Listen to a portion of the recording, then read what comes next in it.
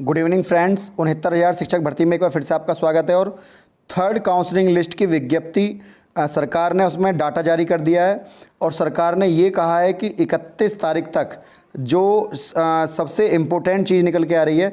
आपको मैंने पहले बताया था कि सीटों की संख्या 4,000 गलत बताई जा रही है सबसे पहले, लेकिन अभ्यर्थी कुछ इस बात पर विश्वास नहीं कर रहे थे क्योंकि सरकार ने जो डाटा दिया है वो गलत दिया हुआ है। या तो माननीय बेसिक शिक्षा मंत्री जी को उस चीज़ में के संबंध में नॉलेज नहीं थी, या ये कहो सरकार के पास पूरा डाटा पहुँचा नहीं था। तो जब सरकार के पास पूरा डाटा पहुंचेगा तभी तो उसके ऊपर विज्ञप्ति जारी होगी कि थर्ड काउंसलिंग में इतने अभ्यर्थियों पर काउंसलिंग कराई जाएगी। तो वो पूरा कोई पूरा एक्चुअल डाटा नहीं है वो, ठीक है ना। जब एक्चुअल डाटा नहीं है तो एक्चुअल काउंसलिंग कहाँ से होगी।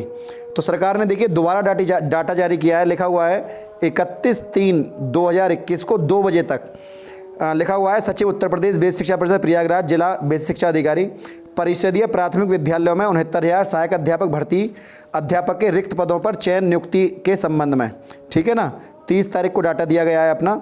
और लिखा हुआ है कृपया उपयुक्त विषय परिषद कार्यालय में पात्रांक बेसिक शिक्षा परिषद 2021 25/3/2000 देखिए लिखा हुआ है, डेट लिखी हुई है 25/3 का संदर्भ ग्रहण, क्योंकि 25 तारीख को पिछला लिस्ट दी थी सरकार ने।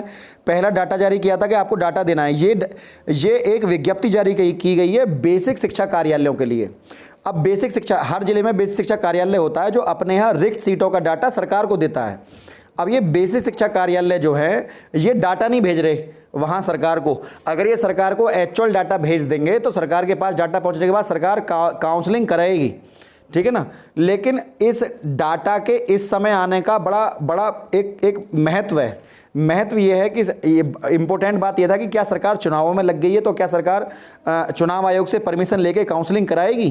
तो इस डाटा के इस समय आने का मतलब ये है कि सरकार अपना काम कर रही है, ठीक है। तो काउंसलिंग लिस्ट जो है वो कभी भी जारी की जा सकती है। इसका मतलब ये हुआ सरकार के पास डाटा जैसे ही पहुंचेगा। पहली बात तो सरकार आज 31 तारीख के लिए बोला है, सरकार अभी एक आध बार सरकार और समय देगी। अभी तो हम आपको तो पता ही है यूपी में पार्ट 1 पार्ट 2 पार्ट 3 चलते हैं ना। तो जैसे बार बार आप कभी यूनिवर्सिटी का किसी का फॉर्म भरिए तो उसमें डेट बढ़ जाएगी, है ना। पेपर हट जाएगा, पेपर बाद में होगा, ठीक है। तो इस तरह का ये चीज़ें चलती रहती हैं हमारे यहाँ सरकारी कार्यालयों में, ये चीज़ें नॉर्मल हैं। और ऊपर कृपया उपयुक्त विषय देखिए लिखा हुआ है, महोदय कृपया उपयुक्त विषयक परिषद कार्यालय में पात्रांक बेसिक शिक्षा परिषद ईमेल ID बेसिक इन्फोनिक 69,000@gmail.com पर हार्ड कॉपी और सॉफ्ट कॉपी निर्देश दिए गए थे, किंतु अद्यतन आप द्वारा वांछित सूचना उपलब्ध नहीं कराई गई है। सूचना अत्यंत महत्वपूर्ण है जिसकी शासन से निरंतर समीक्षा की जा रही है।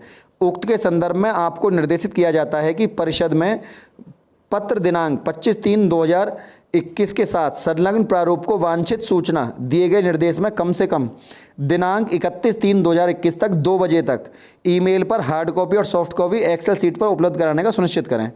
तो ये हमारे माननीय बेसिक शिक्षा जो परिषद है उसके सचिव ने वहाँ से जारी किया है।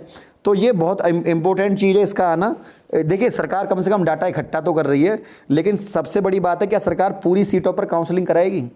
लेकिन यहाँ मज़ा तब आता जब सरकार 22,000 सीटों को जोड़कर काउंसलिंग कराती, तो जितने भी हमारे भाई कम गुणांक वाले हैं सबके नंबर आ जाते, टोटल अभ्यर्थियों का नंबर आता। देखिए सरकार आज नहीं कराएगी, कल कराएगी। सरकार को तो करानी पड़ेगी वो, क्योंकि 1,37,000 पदों के सापेक्ष पूरी भर्तियाँ तो सरकार ने करी नहीं है, क्योंकि 1,37,000 पदों को 2 भर्तियों में भरना था, सरकार ने नहीं भरी। जब सरकार ने नहीं भरी तो काउंसलिंग सरकार आज नहीं करा रही, बाद में कराएगी। करानी तो है सरकार को काउंसलिंग। अभी करा देती तो समय से सबको नौकरी मिल जाती, बाद में कराएगी तो वो थोड़ा सा कहीं ना कहीं वो गलत होगा। और 1 साल 6 महीने 2 महीने 5 महीने ये नहीं पता कितना टाइम लग जाए उस अपनी प्रक्रिया को पूरा करने में। लेकिन सरकार अगर यदि उसे समय से कराती तो बहुत अच्छा होता। ये बहुत पॉजिटिव चीज़ें होती जो कि काम में आती सभी लोगों को। देखिए समय से नौकरी मिलती है उसका एक अलग आनंद होता है, और लड़ झगड़ के और अपना कोर्ट के माध्यम से या सरकार को इलेक्शन के टाइम में सरकार जो है दया भाव दिखाते हुए उसको नौकरी दे, उसका एक अलग बात होती है। एक तरीके से नौकरी मिलती है उसका एक अलग बात होती है। सरकार समय से नौकरी देती तो ये ज़्यादा अच्छा होता है यहाँ पर। तो लिस्ट जो है कभी भी जारी कर सकती है सरकार 31 तारीख के बाद, क्योंकि ये किसी को पता नहीं है कि सरकार के पास डाटा कब पहुँचेगा। क्या सरकार अधूरे आंकड़ों के साथ ही लिस्ट जारी कर देगी, है ना, या सरकार हर एक ज़िले से पुराने डाटा के आधार पर नौकरी देगी या नया डाटा जो उठाया सरकार ने नए डाटा के आधार पर नौकरी देगी? सरकार नए डाटा पर देती है तो लगभग कम से कम भी 8,000 प्लस तो सीट है ना। वैसे तो सीट 10,500 के समथिंग है, लेकिन अभी जो फिलहाल की जो कंडीशन चल रही है बेसिक शिक्षा कार्यालयों का जो लेट लतीफ़ी चल रही है बेसिक शिक्षा कार्यालयों की, तो एक तरीके से कहीं ना कहीं इसको आप निकम्मापन कह सकते हैं कि यदि समय से ही अगर डाटा वहाँ पर दे देते तो एक लिस्ट जारी हो जाती, ठीक है ना। तो सरकार इसको समय से जारी कर दे तो बहुत अच्छा है, और सरकार यदि इसको जारी नहीं करती है तो बड़ा प्रॉब्लम हो जाए। देखिए सरकार तो जारी कर देगी, लेकिन सरकार को बेसिक शिक्षा कार्यालयों से वहाँ डाटा पहुँच जाए, ठीक है ना। डाटा पहुंचेगा एक्चुअल, तब सरकार वहां पर देगी। ये भी बहुत बड़ी बात है कि सरकार ने दोबारा समय दिया है, दोबारा कि आप हमें डाटा भेज दीजिए। तो सरकार के पास यदि डाटा पहुंच जाता है तो बहुत ही अच्छी चीज़ है, क्योंकि फिर जल्दी से जल्दी काउंसलिंग कराई जाएगी। जल्दी काउंसलिंग हो जाएगी तो 69,000 शिक्षक भर्ती में फिर 22,000 सीटों को जोड़ने को लेकर मुहिम को थोड़ा सा बल मिलेगा, क्योंकि अभी बहुत सारे अभ्यर्थी सोए हुए हैं नींद में। उनको लगता है कि हमारा काउंसलिंग में लिस्ट आएगा, ज्वाइन लेटर हमारा इंतजार कर रहा है, लिस्ट आते ही अपना स्कूल ज्वाइन कर लेंगे। तो ऐसे अभ्यर्थियों की आँख खुलनी जरूरी है। तो फ्रेंड बस इतना ही बोलना था। वीडियो आपको अच्छी लगी तो वीडियो को लाइक शेयर, चैनल को सब्सक्राइब करना ना भूलें। आज के लिए इतना ही। जय हिंद, जय भारत।